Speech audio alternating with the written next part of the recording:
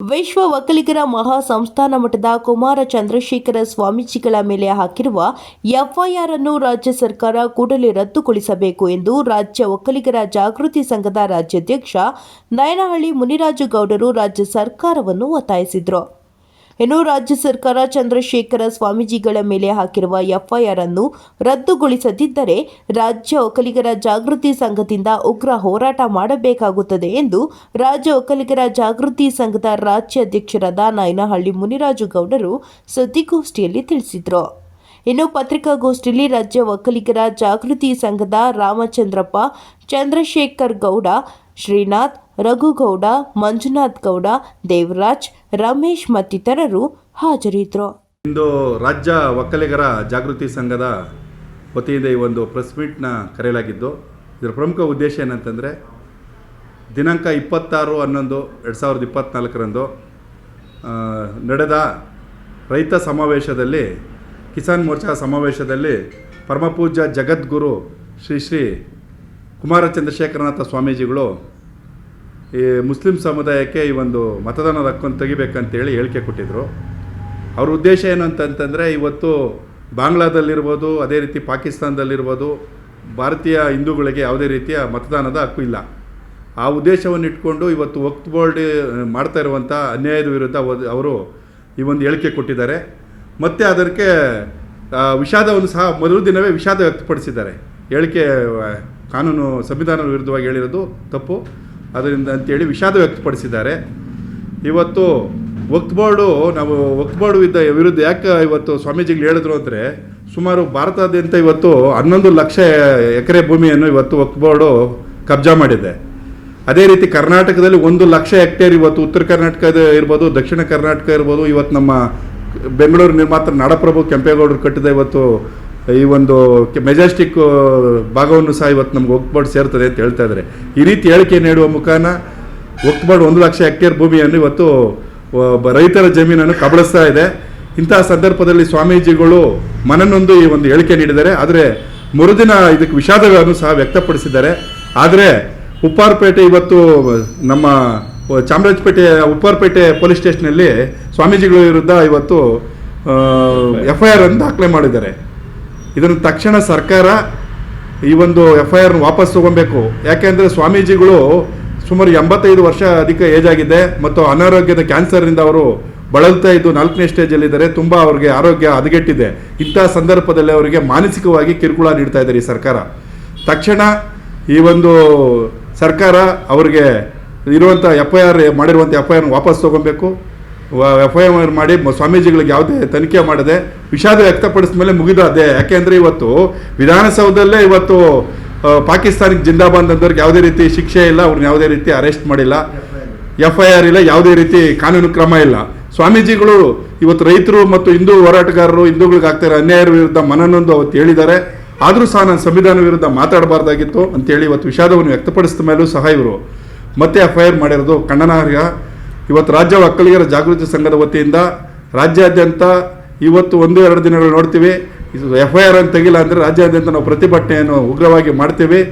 ಮತ್ತು ಈ ಹಿಂದೂ ವಿರೋಧಿ ಚಟುವಟಿಕೆಗಳು ಮಾಡ್ತಾ ಇರುವಂಥ ಸರ್ಕಾರದ ವಿರುದ್ಧ ನಾವು ಕಠಿಣವಾದ ಹೋರಾಟವನ್ನು ಮಾಡೋ ಮುಖೇನ ಒಕ್ಕಲಿಗರು ಈ ನಾಡಿನ ಕಟ್ಟಿ ಬೆಳೆಸಿದಂಥವರು ನಾಡಪ್ರಭು ಕೆಂಪೇಗೌಡ ಆದಿಯಾಗಿ ಸನ್ಮಾನ್ಯ HD ದೇವೇಗೌಡರು ಇರ್ಬೋದು, ಅದೇ ರೀತಿ ಮರಿಗೌಡರು ಇರ್ಬೋದು, ಅನೇಕ ಮಹನೀಯರು ಹುಟ್ಟಿರುವಂಥ ಈ ಸಮುದಾಯಕ್ಕೆ ಇವತ್ತು ಮಾಡಿರುವಂಥ ಅಪಮಾನ ಈ ಸಮಾಜ ಇವೆಲ್ಲ ಸೂಕ್ಷ್ಮವಾಗಿ ಗಮನಿಸ್ತಾ ಇದೆ.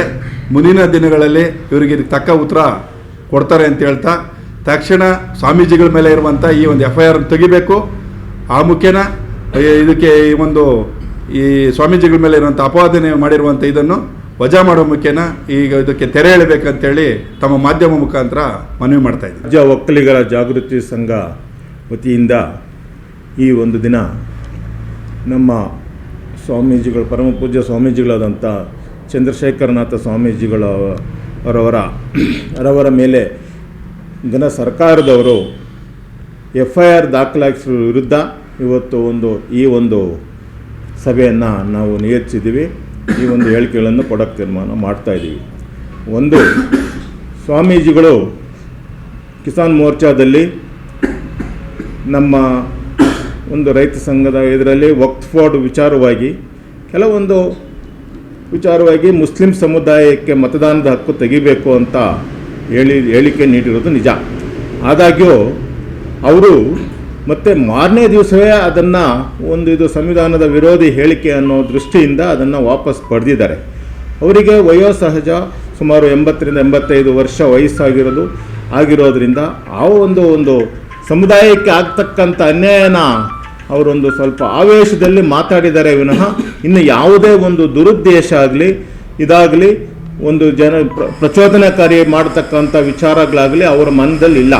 ಅವರು ಈಗ ವಯೋಸಹಜವಾಗಿ ಅವರು ತುಂಬ ಬಳಲಿದ್ದು ಅವರ ಆರೋಗ್ಯವೂ ಸಹ ತುಂಬ ಕ್ಷೀಣ ಸ್ಥಿತಿಯಲ್ಲಿರೋದ್ರಿಂದ ಈ ಅವರ ಅಂತಿಮ ಕಾಲದಲ್ಲಿ ಅವರಿಗೆ ಈ ರೀತಿ ಸರ್ಕಾರ ಅವರ ಮೇಲೆ ಮೊಕದ್ದಮೆಗಳನ್ನು ದಾಖಲು ಮಾಡಿ ಅವರಿಗೆ ಮಾನಸಿಕವಾಗಿ ಹಿಂಸೆ ನೀಡುತ್ತಿರುವುದು ನಮಗೆ ಖಂಡನೀಯ. ಇದನ್ನು ನಾವು ಘಂಟಾಘೋಷವಾಗಿ ಖಂಡಿಸ್ತಾ ಇದ್ದೇವೆ. ಇದನ್ನು ಸರ್ಕಾರ ಮನಗಂಡು ಯಾವುದೇ ನಮ್ಮ ಒಕ್ಕಲಿಗ ಜನಾಂಗಕ್ಕೆ ತೊಂದರೆ ಆಗದ ರೀತಿಯಲ್ಲಿ ಒಂದು ಸಮುದಾಯಕ್ಕೆ ನೀವು ಮಾಡಿ ಅವ್ರ ಮೇಲೆ ನೀವು ಯಾವುದೇ ಕಾರಣಕ್ಕೂ ಹಾಕಿರ್ತಕ್ಕಂಥ FIRನ ರದ್ದುಪಡಿಸಿ ಈ ಕೂಡಲೇ ರದ್ದುಪಡಿಸಬೇಕು. ಇಲ್ಲದ ಹೋದ ಪಕ್ಷದಲ್ಲಿ ನಾವು ತೀವ್ರ ಹೋರಾಟನ ಮಾಡ್ತೀವಿ. ಏನೇ ಆಗಲಿ ನಮ್ಮ ಸಮುದಾಯ ಏನು ಅನ್ನೋದನ್ನು ನಾವು ತೋರ್ಪಡಿಸಬೇಕಾದ ಸಂದರ್ಭ ಬರುತ್ತೆ ಅಂತ ಈ ರೀತಿಯಾಗಿ ನಾವು ಎಚ್ಚರಿಕೆ ಕೊಡ್ತಾ ಇದ್ದೀವಿ. ರಾಜ್ಯ ಒಕ್ಕಲಿಗರ ಜಾಗೃತಿ ಸಂಘದ ವತಿಯಿಂದ ಒಂದು ಪ್ರೆಸ್ ಮೀಟನ್ನು ನಮ್ಮ ರಾಜ್ಯ ಒಕ್ಕಲಿಗರ ಜಾಗೃತಿ ಸಂಘದ ಅಧ್ಯಕ್ಷರಾದಂಥ ಮುನ್ರಾಜು ಗೌಡರ ನೇತೃತ್ವದಲ್ಲಿ ಕರೆದಿದ್ದೇವೆ. ಹಾಗಾಗಿ ಈಗ ಸೇರಿರೋ ಉದ್ದೇಶ ಏನಂತಂದರೆ ಪರಮ ಪೂಜ್ಯ ಶ್ರೀ ಚಂದ್ರಶೇಖರ ಮಹಾಸ್ವಾಮೀಜಿ ಅವರ ಮೇಲೆ ಒಂದು FIR ದಾಖಲಾಗಿದೆ. ಅವರು ಹೇಳಿರ್ತಕ್ಕಂಥದ್ದು ಮುಸಲ್ಮಾನರಿಗೆ ಓಟನ್ನು ರದ್ದು ಮಾಡಬೇಕು ಅಂತೇಳಿ. ಯಾವ ಉದ್ದೇಶದಿಂದ ಹೇಳಿದ್ದಾರೆ ಅಂತಂದರೆ, ಈಗ ಇಡೀ ದೇಶಾದ್ಯಂತ ರಾಜ್ಯಾದ್ಯಂತ ಬಡ ರೈತರದ್ದು ಆಸ್ತಿಗಳನ್ನ 90 ವರ್ಷ 80 ವರ್ಷ 100 ವರ್ಷ ಅವರು ಉಳುಮೆ ಮಾಡ್ಕೊಂಡು ಬಂದಿರೋಂಥ ಆಸ್ತಿಗಳನ್ನೆಲ್ಲ ವಕ್ಫ್ ಅವರು ನಮ್ಮದೇ ಅಂತೇಳಿ ಅವ್ರದ್ದೇ ಒಂದು ಕಾನೂನು ಅಂತ ಮಾಡಿಕೊಂಡು ಇಡೀ ದೇಶದಲ್ಲಿ ಮುಸ್ಲಿಮ್ಸ್ಗೆ ಒಂದು ಕಾನೂನು, ಹಿಂದೂಗಳಿಗೆ ಒಂದು ಕಾನೂನನ್ನು ಮಾಡಿದ್ದಾರೆ. ಹಾಗಾಗಿ ಆ ಉದ್ದೇಶದಿಂದ ಇವಾಗ ವಕ್ಫ್ ಬೋರ್ಡಲ್ಲಿ ಇವರು ಬಂದು ಖಾತೆಯಲ್ಲಿ ಅವ್ರದ್ದು ಸೇರ್ಪಡೆ ಆಯಿತು ಅಂತಂದರೆ ಇದು ನನ್ನದೇ ಆಸ್ತಿ ಅಂತ ಹೇಳಿದ್ರೆ ನಾವು ಬಿಡಬೇಕಂತೆ ಅವ್ರಿಗೆ, ಹಿಂದೂಗಳು ಮುಸ್ಲಿಮ್ಸ್ಗೆ. ಅವ್ರಿಗೆ ಈಗ ಆಮೇಲೆ ನಾವು ಕೇಸು ಅದೇನಾದರೂ ಹಾಕಕ್ಕೆ ಹೋಗಬೇಕು ಅಂತ ಹೇಳಿದ್ರು ಸಹ ಅವರೇ ವಕ್ಫ್ ಬೋರ್ಡಲ್ಲೇ ಹೋಗಿ ನಾವು ಕೇಸ್ ಹಾಕ್ಕೊಂಡು ಅದರಲ್ಲಿ ಅವ್ರ ವಕ್ಫ್ ಬೋರ್ಡಲ್ಲೇ ನಾವು ಕೇಸ್ ಹಾಕಿ ಗೆಲ್ಲಬೇಕಂತೆ. ಆ ಥರ ಕಾನೂನುಗಳಿದೆ. ಹಾಗಾಗಿ ಈ ಥರ ಕಾನೂನುಗಳಿರೋದ್ರಿಂದ ಬೇರೆ ದೇಶದಲ್ಲಿ ಈಗ ಪಾಕಿಸ್ತಾನದಲ್ಲಾಗಿರ್ಬೋದು, ಬಾಂಗ್ಲಾದಲ್ಲಾಗಿರ್ಬೋದು ಹಿಂದೂಗಳ ಪರಿಸ್ಥಿತಿ ನೋಡ್ತಾ ಇದ್ದೀರಾ. ನಮಗಂತ ಇರೋ ದೇಶ ಒಂದೇ ಹಿಂದೂ ದೇಶ ಅಂತ ಹೇಳಿದ್ರೆ ಭಾರತ ಅಂತೇಳಿ ಆ ಉದ್ದೇಶದಿಂದ ಸ್ವಾಮೀಜಿಗಳು ಆ ಮಾತನ್ನು ಹೇಳಿದ್ದಾರೆ. ಹಾಗಾಗಿ ಈ ಮಾತು ಸಂವಿಧಾನದ ವಿರುದ್ಧ ಇದೆ ಅಂತೇಳಿ ಸ್ವಾಮೀಜಿಗಳು ವಿಷಾದವನ್ನು ವ್ಯಕ್ತಪಡಿಸಿ ನಾನು ಮಾತಾಡಿರೋದನ್ನು ವಾಪಸ್ ತಗೋತೀನಿ, ಬಾಬಾ ಸಾಹೇಬ್ ಅಂಬೇಡ್ಕರ್ ಅವರು ಬರೆದಿರೋ ಕಾನೂನು ವಿರುದ್ಧವಾಗಿ ನಾವು ಮಾತಾಡೋದಿಲ್ಲ ಅಂತೇಳಿ ಸ್ವಾಮೀಜಿಗಳು ವಿಷಾದ ವ್ಯಕ್ತಪಡಿಸಿ ವಾಪಸ್ ಮಾತನ್ನು ತಗೊಂಡಿದ್ದಾರೆ. ಆದರೆ ಈ ಕಾಂಗ್ರೆಸ್ ಅವರು ನಮ್ಮ ಒಕ್ಕಲಿಗರ ಮೇಲೆ ದಬ್ಬಾಳಿಕೆ ಮಾಡೋ ನಿಟ್ಟಿನಲ್ಲಿ ಸ್ವಾಮೀಜಿಗಳು ವಾಪಸ್ ಮಾತು ತಗೊಂಡ್ರು ಕೂಡ ಅವ್ರ ಅನಾರೋಗ್ಯದಿಂದ ಬಳಲ್ತಾ ಇದ್ರು ಕೂಡ ಅವ್ರ ಮೇಲೆ FIR ದಾಖಲೆ ಮಾಡಿ ಸ್ಟೇಷನ್ಗೆ ಬನ್ನಿ, ಅಲ್ಲಿಗೆ ಬನ್ನಿ, ಇಲ್ಲಿಗೆ ಬನ್ನಿ ಅಂತೇಳಿ ಅವರಿಗೆ ಮಾನಸಿಕವಾಗಿ ಹಿಂಸೆ ಕೊಡ್ತಾ ಇದ್ದಾರೆ. ಆ ಹಿಂಸೆನ ಕೊಡಬಾರ್ದು. ಹಾಗಾಗಿ ಅವರಿಗೆ ಅದೇ ರೀತಿ ಹಿಂಸೆ ಕೊಡ್ತಾ ಇದ್ರೆ ನಮ್ಮ ಮುನ್ರಾಜಣ್ಣವರ ನೇತೃತ್ವದಲ್ಲಿ ಇಡೀ ರಾಜ್ಯಾದ್ಯಂತ ನಾವು ಉಗ್ರವಾದ ಪ್ರತಿಭಟನೆಯನ್ನು ಮಾಡ್ತೀವಿ. ಹಾಗೆ ಇಡೀ ಒಕ್ಕಲಿಗ ಸಮುದಾಯ ಇಡೀ ರಾಜ್ಯಾದ್ಯಂತ ಉಗ್ರವಾದ ಹೋರಾಟ ಮಾಡುತ್ತೆ. ಅದೇ ರೀತಿ ಒಕ್ಕಲಿಗರ ಸಮುದಾಯಕ್ಕೂ ಸಹ ಅರಿವು ಮೂಡಬೇಕು. ಅವ್ರಿಗೆ ಅರಿವು ಮೂಡಲ್ಲ, ಎಲ್ಲರೂ ಒಗ್ಗಟ್ಟಾಗಿಲ್ಲ ಅಂತ ಹೇಳಿದ್ರೆ ಇದೇ ಪರಿಸ್ಥಿತಿ ಸ್ವಾಮೀಜಿಗಾಗಿದೆ, ನಾಳೆ ನನಗಾಗ್ಬೋದು, ಮತ್ತು ಇನ್ನೊಬ್ರಿಗಾಗ್ಬೋದು. ನಾವೆಲ್ಲ ಒಂದಾಗಬೇಕು. ಒಬ್ಬರಿಗೆ ಸ್ವಾಮೀಜಿಗೆ ತಾನೇ ಆಗಿದ್ದ ಅಂತೇಳಿ ಮನೇಲಿ ಮಲ್ಕೊಂಡ್ರೆ ನಾಳೆ ದಿನ ನಮಗೂ ಆಗುತ್ತೆ. ಈಗ ವಕ್ಫ್ ಬೋರ್ಡಲ್ಲಿ ಒಬ್ರಿಗೆ ಯಾರಿಗೋ ರೈತನಿಗೆ ಆಗ್ತಿದೆ, ಒಂದು ವಾಟ್ಸಪ್ ಫೇಸ್ಬುಕ್ಕಲ್ಲಿ ಒಂದು ವಿಡಿಯೋ ನೋಡಿದೆ. ಪಾಪ ಅಳ್ತಾ ಇದ್ದ 94 ವರ್ಷದಿಂದ ಅವರೇ ಉಳುಮೆ ಮಾಡ್ಕೊಂಬಂದ್ರಂತೆ. ಈಗ ಕಿತ್ಕೊಂಡ್ಬಿಟ್ರು ಅಂತ ಅಳ್ತಾ ಇದ್ದ. ದಲಿತ ಸಮುದಾಯದವ್ರದ್ದು ಕಿತ್ಕೊಂಡ್ಬಿಟ್ರು ಅಂತ ಅಳ್ತಾ ಇದ್ದ. ಆದರೆ ಅದಕ್ಕೆ ನ್ಯಾಯ ಒದಗಿಸೋಕ್ಕೆ ಯಾರೂ ಇಲ್ಲ.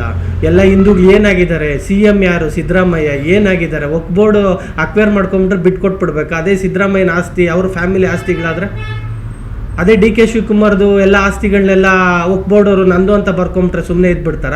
ಬಡಪಾಯಿ ರೈತರದ್ದಾಗಿರೋದ್ರಿಂದ ಇವ್ರಿಗೇನು ಅನ್ನಿಸ್ತಾ ಇಲ್ವಾ? ತನ್ನ ಮನೆಗೆ ಪ್ರಾಬ್ಲಮ್ ಆದಾಗಲೇನೋ ಪ್ರಾಬ್ಲಮ್ಮು, ಬೇರೆಯವ್ರಿಗಾದರೆ ಪ್ರಾಬ್ಲಮ್ ಅಲ್ವಾ ಅದು?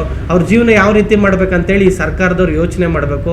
ಇದೇ ಥರ ಓಲೈಕೆ ಮಾಡ್ತಾ ಹೋಗ್ತಾ ಇದ್ರೆ ನಾಳೆ DK ಶಿವಕುಮಾರ್ ಮೊಮ್ಮಕ್ಳು ಹೆಂಗೆ ಬದುಕಬೇಕು ಆತನಿಗೆ ಗೊತ್ತಿಲ್ಲ, ಅವ್ರ ಮೊಮ್ಮಕ್ಳು ಹೆಂಗೆ ಬದುಕಬೇಕು ಆತನಿಗೆ ಗೊತ್ತಿಲ್ಲ. ಮುಸ್ಲಿಮ್ಸ್ ಓಲೈಕೆ ಮಾಡ್ಕೊಂಡೋದ್ರೆ ಇಲ್ಲಿ ಹಿಂದೂಗಳು ಬದುಕೋಕ್ಕೆ ಆಗಲ್ಲ. ಈಗ ಬಾಂಗ್ಲಾದೇಶದಲ್ಲಿ ಏನಾಗ್ತಾ ಇದೆ ಅದೇ ನಿಟ್ಟಿನಲ್ಲಿ ಈ ಭಾರತದಲ್ಲೂ ಆಗ್ಬೋದೇನೋ ಹೇಳಕ್ಕೆ ಬರೋದಿಲ್ಲ. ಹಾಗಾಗಿ ಎಲ್ಲರೂ ಈಗಲೇ ಎಚ್ಚೆತ್ಕೊಂಡು ಈಗಲೇ ಭದ್ರ ಬುನಾದಿಯನ್ನು ಹಿಂದೂಗಳೆಲ್ಲ ಸೇರಿ ಒಂದು ನಿಟ್ಟಿನಲ್ಲಿ ಭದ್ರ ಬುನಾದಿ ಹಾಕ್ಕೊಂಡು ಹೋಗ್ಬೇಕಂತೇಳಿ ನಾನು ಒಂದೆರಡು ಮಾತುಗಳನ್ನ ಆಡ್ತೀನಿ. ನಮಸ್ಕಾರ. ಏನು ನಾವು ಇವತ್ತು ರಾಜ್ಯ ಒಕ್ಕಲಿಗರ ಜಾಗೃತಿ ಸಂಘದಿಂದ ನಮ್ಮ ಅಧ್ಯಕ್ಷರಾದ ಮುನ್ರಾಜಣ್ಣನವರ ಘನಾಧ್ಯಕ್ಷತೆಯಲ್ಲಿ ಈ ಪ್ರೆಸ್ ಮೀಟ್ನ ಕರೆದಿದ್ದೇವೆ. ಇದು ನಮ್ಮ ಸಮುದಾಯಕ್ಕೆ ಆಗ್ತಾ ಇರುವಂಥ ಅನ್ಯಾಯ ಆಗಿರ್ಬೋದು, ಚಂದ್ರಶೇಖರ್ ಸ್ವಾಮೀಜಿಗಳಿಗೆ ಅವರ ನಮ್ಮ ಸಮುದಾಯದ ಹೆಮ್ಮೆ, ಅಂಥವ್ರ ಮೇಲೆ ನೀವು FIR ಮಾಡಿದ್ದೀರಾ. ಈ ಭಾರತದಲ್ಲಿ ಬೇರೆಯವ್ರಿಗೆ ಈಗ ನಮಗೆ ಈ ಭಾರತದ ಕಾನೂನೇ ಅನ್ವಯಿಸಲ್ಲ ಅಂತ ಹೇಳೋಂಥ ಎಷ್ಟೋ ಜನಗಳಿಗೆ ಅವ್ರಿಗೆ ನಮ್ಮದೇ ಸಪ್ರೇಟ್ ಕಾನೂನಿದೆ ಅನ್ನೋವ್ರಿಗೆ ಯಾವುದೇ ಆದಂಥ FIR ಇಲ್ಲ, ಏನೂ ಇಲ್ಲ. ಅವರ ಓಲೈಕೆ ಚೆನ್ನಾಗಿದೆ. ಅದೇ ಏನೋ ಒಂದು ಮಾತು ಹೇಳಿದ್ದಾರೆ, ಅದನ್ನು ಮತ್ತೆ ವಾಪಸ್ಸು ತಗೊಂಡಿದ್ದಾರೆ. ಅಂಥವ್ರ ಮೇಲೆ FIR ಮಾಡಿ ಈ ಅನ್ಯಾಯನ ಈ ನಮ್ಮ ಒಕ್ಕಲಿಗ ಬಾಂಧವರು, ಒಕ್ಕಲಿಗರು ಯಾರೂ ಅಷ್ಟೇ ನಮ್ಮ ಸಮುದಾಯದವರು ಸಹಿಸೋದಕ್ಕೆ ಸಾಧ್ಯ ಇಲ್ಲ. ಒಬ್ರಿಗೊಂದು ನ್ಯಾಯ, ಇನ್ನೊಬ್ರಿಗೊಂದು ನ್ಯಾಯ. ಇದು ಭಾರತ ಪ್ರಜಾಪ್ರಭುತ್ವ, ಇಲ್ಲಿ ವಾಕ್ ಸ್ವಾತಂತ್ರ್ಯ ಇದೆ. ಹಂಗಂತ ಅಂದಮೇಲೆ ಮತ್ತೆ ವಾಪಸ್ಸು ಹೇಳಿದ್ದಾರೆ. ಅನ್ಎಕ್ಸ್ಪೆಕ್ಟೆಡ್ ಹೇಳಿರ್ಬೋದು, ಅದನ್ನು ಮತ್ತೆ ವಾಪಸ್ ತೊಗೊಂಡಿದ್ದಾರೆ. ಆದ್ರೂ ನೀವು FIR ದಿನಕ್ಕೊಂದು FIR ಥರ FIR ಮಾಡಿ ಅವರ 85 ವರ್ಷ ವಯಸ್ಸಾಗಿರೋಂಥ ಸ್ವಾಮೀಜಿ ಅವ್ರನ್ನ ನೀವು ಸ್ಟೇಷನ್ಗೆ ಬನ್ನಿ, ಅದು ಬನ್ನಿ ಅಂತ ಕರೆದಾಗ ನೋಡಿಕೊಂಡು ಸುಮ್ಮನೆ ಕೂತ್ಕೊಳ್ಳೋದಕ್ಕೆ ನಾವ್ಯಾರು ಬೇಡ. ಆದ್ದರಿಂದ ಇದೇ ಥರ ಏನಾದರೂ ಮುಂದುವರೆದ್ರೆ ನಾವು ಅತಿ ಉಗ್ರವಾದ ಹೋರಾಟನ ರಾಜ್ಯಾದ್ಯಂತ ಮಾಡಬೇಕಾಗುತ್ತೆ. ದಯವಿಟ್ಟು ಇದನ್ನು ಇಲ್ಲಿಗೆ ನಿಲ್ಲಿಸಬೇಕಾಗಿ ನಮ್ಮ ಕಡೆಯಿಂದ ಒಂದು ಮನವಿ ಮಾಡಿಕೊಳ್ತಾ ಇದ್ದೀರಿ. ಈಗ ಚಂದ್ರಶೇಖರ್ ಸ್ವಾಮೀಜಿ ಅವರ ಪಾದಕ್ಕೆ ನಮಿಸುತ್ತಾ ಇಂದು ಏನು ರಾಜ್ಯ ಒಕ್ಕಲಿಗರ ಜಾಗೃತಿ ಸಂಘದ ವತಿಯಿಂದ ಪ್ರೆಸ್ ಮೀಟ್ ಕರೆದಿದ್ದೀರಿ. ನಮ್ಮ ಪರಮ ಪೂಜ್ಯ ಚಂದ್ರಶೇಖರ್ ಸ್ವಾಮೀಜಿಯವರ ಮೇಲೆ ದುರುದ್ದೇಶದಿಂದ FIR ಈ ಸರ್ಕಾರ ಮಾಡಿದೆ. ಅದನ್ನು ಈ ಕೂಡಲೇ FIR ಹಿಂಪಡೆದು ಆ ಸ್ವಾಮೀಜಿಯವರ ಪಾದಕ್ಕೆ ನಮಸ್ಕರಿಸಿ ಈ ನಮ್ಮ ಸರ್ಕಾರದವರೆಲ್ಲರೂ ಅವ್ರು ಮಾಡಿರ್ತಕ್ಕಂಥ ಸಾಧನೆಗಳು, ಕೆಲಸಗಳು ಏನು ಮಾಡಿದ್ದಾರೆ, ಯಾರಿಗೋಸ್ಕರ ಮಾಡಿದ್ದಾರೆ, ಅವ್ರಿಗೆ ಯಾವ ಮುಸ್ಲಿಂ ಬಾಂಧವರ ದ್ವೇಷ ಸಹ ಇಲ್ಲ ಅವ್ರಿಗೆ. ಅಂಥವ್ರ ಬಗ್ಗೆ ನೀವು ಈ ರೀತಿ ಮನಸ್ಸಲ್ಲಿ ಇಟ್ಕೊಂಡು ಅವ್ರಿಗೇನೋ ಒಂದು ತೊಂದರೆ ಕೊಡಬೇಕು ಅಂತೇಳಿ ನೀವು ಮಾಡ್ತಾ ಇರೋದು ಸರಿ ಇಲ್ಲ. ಈ ಕೂಡಲೇ ನೀವು ಸ್ವಾಮೀಜಿ ಅವರ FIR ಹಿಂಪಡೆಯದೇ ಇದ್ದರೆ ನಮ್ಮ ರಾಜ್ಯ ಒಕ್ಕಲಿಗರ ಜಾಗೃತಿ ಸಂಘದ ವತಿಯಿಂದ ಉಗ್ರವಾದ ಹೋರಾಟವನ್ನು ಈ ಸರ್ಕಾರದ ವಿರುದ್ಧ ಮಾಡೋದಕ್ಕೆ ನಾವೆಲ್ಲ ರೆಡಿಯಾಗಿದ್ದೇವೆ. ಮುಂದೊಂದು ದಿವಸ ಉಗ್ರ ಹೋರಾಟ ನಾವು ಮಾಡೇ ಮಾಡ್ತೀವಿ ಅಂತ ಹೇಳ್ತಾ ಈ ಮುಖೇನ ಆ ಸ್ವಾಮೀಜಿಗಳವರ ಪಾದಕ್ಕೆ ನಮಿಸುತ್ತಾ ಆದಷ್ಟು ಬೇಗ ಅವರಿಗೆ FIR ಹಿಂಪಡೆಯಬೇಕೆಂದು ತಮ್ಮಲ್ಲಿ ಮನವಿ ಮಾಡಿಕೊಳ್ತೇನೆ.